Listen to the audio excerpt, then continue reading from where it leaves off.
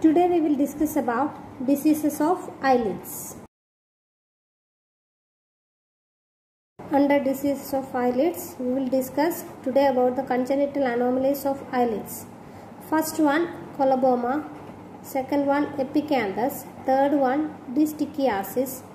Fourth one, blepharophimosis. Fifth one, ankyloblepharon. Sixth one, entropion.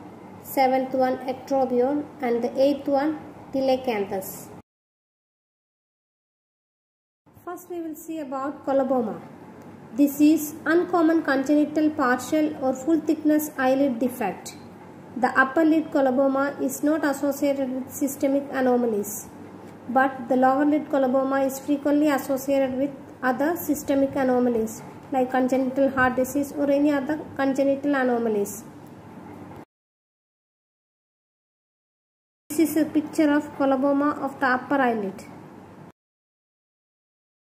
Epicanthic folds, bilateral vertical folds of skin that extend from upper or lower lid towards the medial canthus is called epicanthic folds.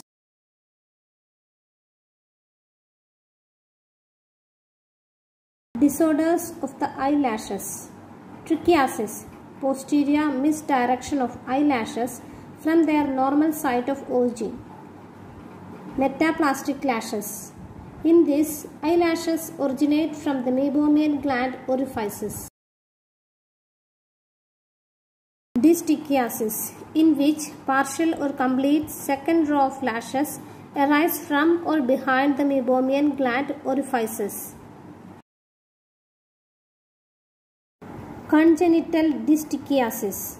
The meibomian glands are represented by an extra row of eyelashes which are directed towards cornea.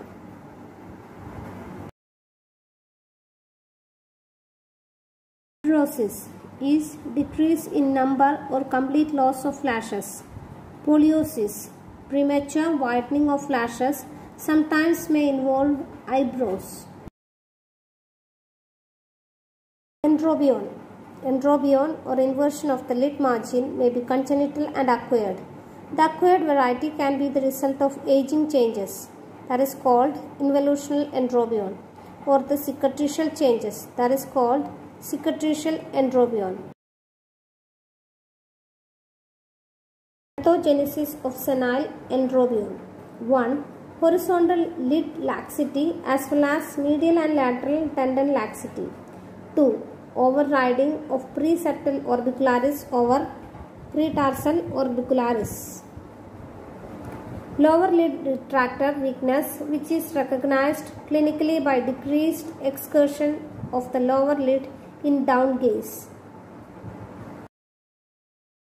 This is a picture of senile entropion. Cicatricial entropion can affect either the upper or the lower lid. Common causes include trachoma, acid and alkali burns, and chronic conjunctival inflammations such as ocular pemphigoid. Ectropion or the eversion of the lid margin can be congenital and acquired. The acquired forms are the result of either aging changes, that is involutional ectropion, or mechanical reasons caused by tumors or the scarring of the anterior lamella, that is cicatricial ectropion, or weakness of the orbicularis muscle, that is called paralytic ectropion. This is a picture of congenital ectropion. The lid margins rolls inward. This is a picture of senile ectropion. Blepharophimosis.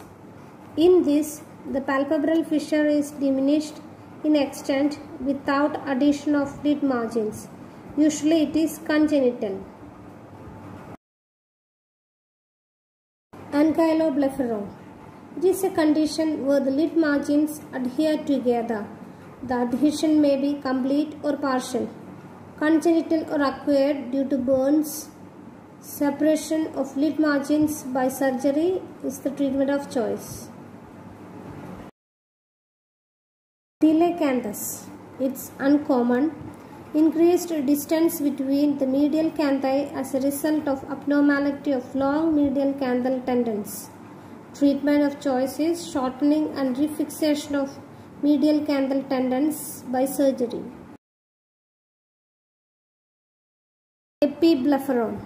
Extra horizontal fold of skin stretches across anterior lid margin and lashes are directed vertically. Treatment is recover spontaneously. In persistent cases, require Holt's procedure.